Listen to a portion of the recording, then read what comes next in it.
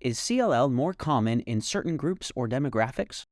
The disease is more common in the Western countries, so in the Eastern countries it is less prevalent. The Eastern countries are including Japan, China. In these countries, the prevalence of CLL is lower. In general, it's more common in men than in women, and it is usually diagnosed in elderly patients. So the median age diagnosis is around 72 years in Western countries.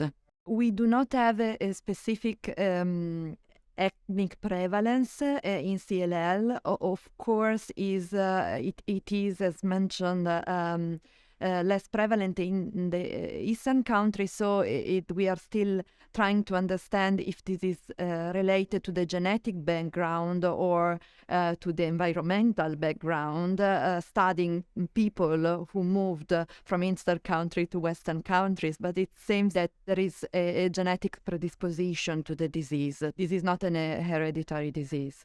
CLL is a disease that tends to affect older individuals. The average person, at least in the United States, who's diagnosed is around 70 years of age. That doesn't mean we don't see it in younger people, but it's as you get into younger and younger groups, it becomes very uncommon. In the elderly, in people in their 80s and 90s, it is quite common. Chronic lymphocytic leukemia is a disease that affects an older population of patients. These patients are often in their 60s and 70s.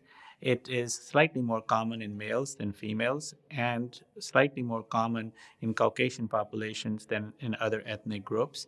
It also is slightly more common in people who have other hematological malignancies as well.